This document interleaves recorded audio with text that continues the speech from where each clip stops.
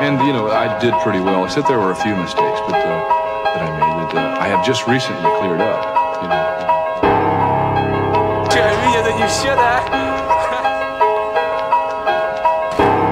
I'd like to just continue to be able to express myself as best as I can in history.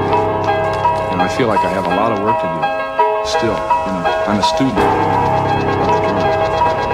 And I'm also a teacher of the drums, too.